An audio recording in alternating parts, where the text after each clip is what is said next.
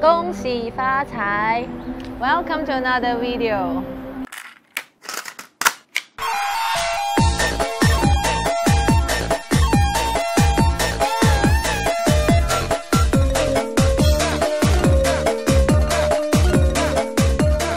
Okay guys, so I'm in Guangzhou at the moment for the Chinese New Year with my fiance over there.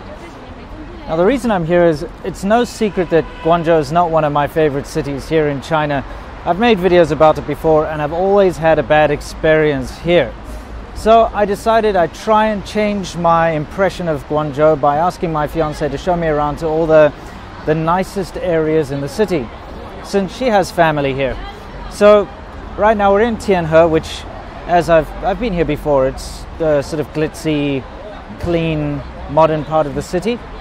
And we're going to go visit all the touristy kind of places, and who knows, maybe my impression will change. So let's go check it out, shall we? This is probably one of the best times to look around Guangzhou, since a lot of people have gone home for the Chinese New Year holiday, so it's not that crowded. So let's go to our first destination. This is Canton Tower, Guangzhou. Right, so this Canton Tower area is basically just a big square. It's very impressive, lots of lovely buildings, and people come here to take photos and watch the light show at night. So after taking a couple of pictures, we decided we'd head on to our next destination.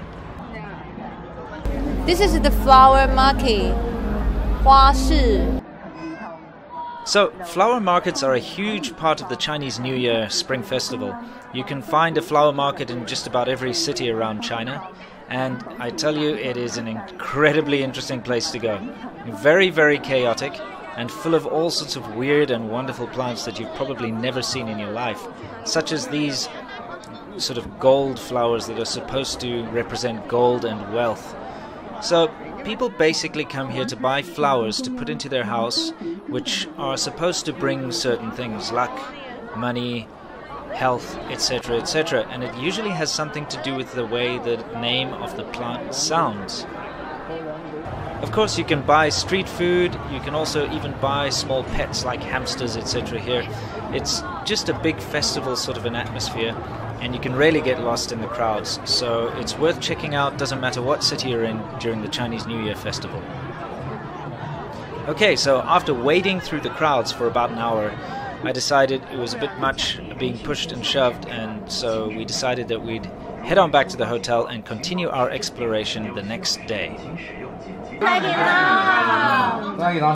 So after the obligatory family lunch, we headed out to our next destination.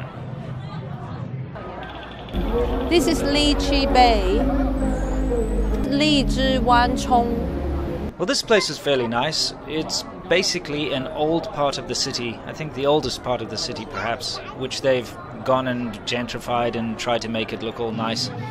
It has some interesting old temples if you're into that sort of thing. Although myself personally, I've been in China, over 10 years, I'm all templed out. But, scenery's pretty good. Some pretty decent street food and snacks that you can buy along the streets here. And a big lake, and well, it's basically a big park. So it's a nice place to come walk around and take photos and buy some street food, and even if you want to do a little bit of praying at a temple. Right, our next destination wasn't very far away, and we could actually walk there, so it was quite nice. We got to walk through some of the very old, ancient, preserved streets on the way. Okay, this is Shangxia Walking Street, Shangxiajiu. Right, what we have here is a Buxingjie, which means a walking street. They're very popular in China, and basically it just means a street that's got a lot of shops and a lot of street food and things to do. So people come here, walk around, buy things and eat lots of street food. Unfortunately, I've been spoiled, and having eaten street food in the night markets in Taiwan, a lot of the street food that you find in these walking streets here in mainland China are very subpar. Either way, still very interesting place to come and walk around and people watch, and if you're a foreigner you will absolutely love it because it's something very different. So after walking around and buying all sorts of little snacks to try, and in fact there were some really delicious sort of meats at this one place here, we decided it was time to call it a night, and so we headed back to our hotel and decided to continue the next day. So far so good. You know, I'd been to some pretty good places here, and I was starting to change my mind a little bit about Guangzhou. But, unfortunately, the main reason why I don't like Guangzhou is the pushing and the shoving and the crowds and the noise and the spitting. And it kept rearing its ugly head. And, you know, Cantonese, which is the language which is spoken in Guangzhou primarily, is a very jovial language, I should say. It's a very loud, very expressive language, and people tend to speak very loudly on the trains and in public, and it can be quite jarring if you're not used to that sort of thing.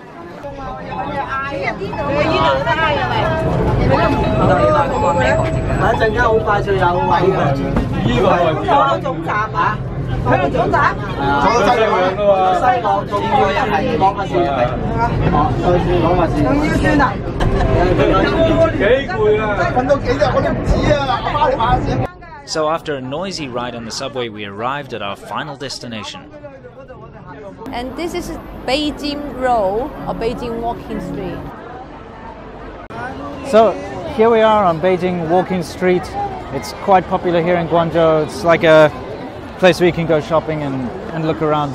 So yes, it's another walking street, but this one has a lot more history and in fact has been around for a few thousand years. And it's pretty interesting to look around and just see some of the history here. Like here they've got actual like street level of the Qing dynasty and the old dynasty bricks. So if you want to come see some old bricks, you can come here and take a look. Right guys, so Guangzhou does have a lot to offer. It is one of the 4 first-tier cities, and it's actually a lot more international than Shenzhen. There are more foreigners here. There's a lot more English written on the signs, and it's probably a little easier. It also has the largest African population in China, so you'll bump into a lot of Africans here on the street. So yes, Guangzhou does have quite a lot of good stuff to offer, but personally I still much prefer Shenzhen, and that's just due to my own personal tastes really. I do suggest that you guys go and give it a shot and take a look around, because it's certainly an interesting place. Thank you very much for watching, guys. We wish all of you out there a very happy new year. 恭喜發財! And as always, until next time, Stay awesome!